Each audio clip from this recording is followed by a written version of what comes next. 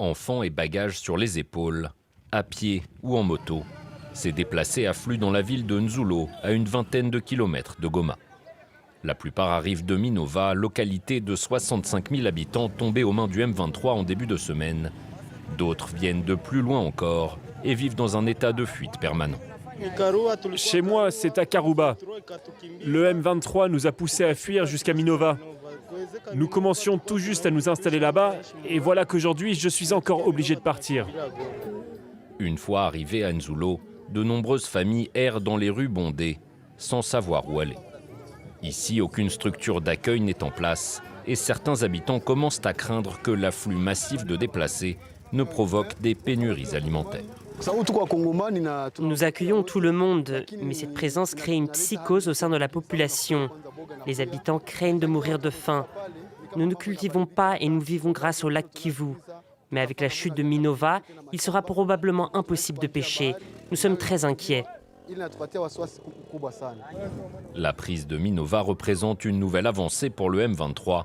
Depuis début janvier, les combats font rage entre l'armée et le groupe rebelle soutenu par le Rwanda, poussant plus de 230 000 personnes à fuir leur foyer, selon les Nations Unies.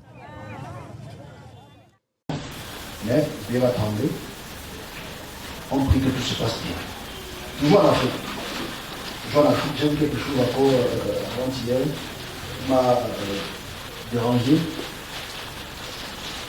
L'Afrique. Vous savez l'Afrique qui fait partie de notre service.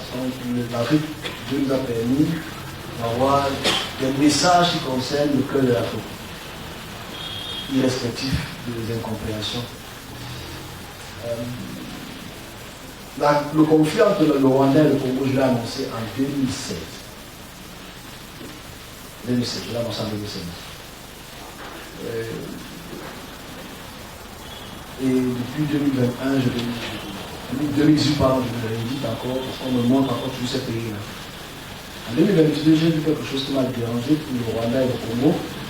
J'ai vu à la frontière du Rwanda et le Congo ici, je pense en septembre, octobre 2022, que je vois des armes balistiques, des missiles balistiques à la frontière entre la RDC de l'Est et l'Ouest du Rwanda, des armes très sophistiquées, entrées et intervenir dans les conflits entre ces deux pays africains. Et dans ce transport dans le temps, je me suis posé une question. D'où est-ce que ces pays ont pu prendre ces armes sophistiquées? Et j'ai compris que ça venait des Américains et des Français. Parce que l'Afrique ne produit pas les armes. On n'a pas, malheureusement. L'Afrique du Sud le faisait un peu avant, l'Égypte le fait un peu, mais ce n'est pas ce type d'armes sophistiquées. Avant-hier, pardon, j'étais dans un pays, Afrique australe, et j'étais dans une maison. Dans cette maison, je voyais les citoyens. Alors j'ai encore dit ça, je ne sais pas que je me suis le Zimbabwe. J'étais dans cette maison citoyenne et je chante de dormir dans cette maison. Et l'ange me prévient, lève-toi et une bombe qui arrive. Et je me réveille, je vois comment une bombe arrive dans la vision. Quand je me réveille, j'informe donc, attention, il y a des bombes qui vont venir frapper cette partie du pays. C'est pas le Cameroun, l'Afrique australe. Et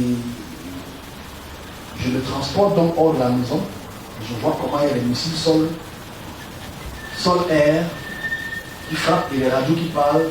Le pays était en choc. Ça a créé une masse exotique qui quittait donc ces régions-là pour descendre dessus. Et ça me attriste un peu de voir à quel point l'Afrique australe et l'Afrique de l'Ouest, pour lesquelles il y a beaucoup de ressources, il y a beaucoup de dégâts.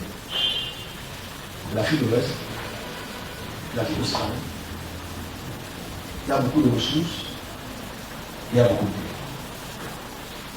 On avance au Soudan, aujourd'hui. Il y a une guerre qui se prépare entre le Soudan et l'Égypte et Israël.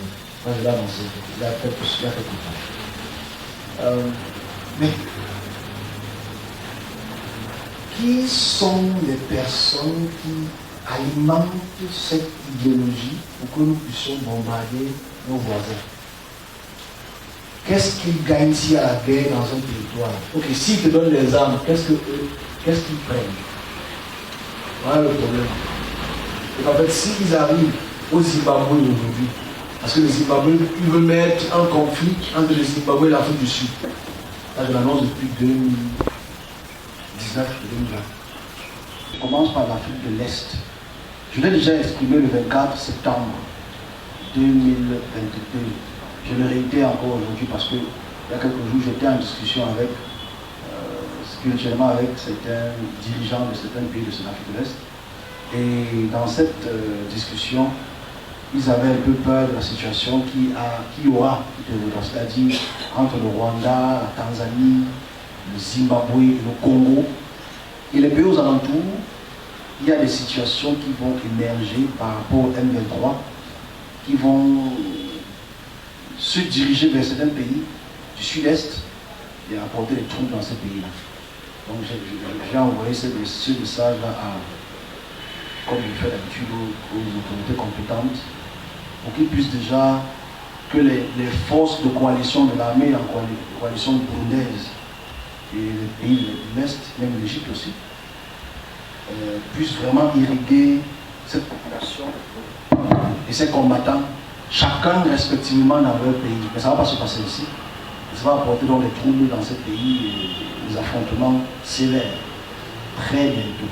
C'est-à-dire entre le Rwanda, Tanzanie, Zambie, RDC.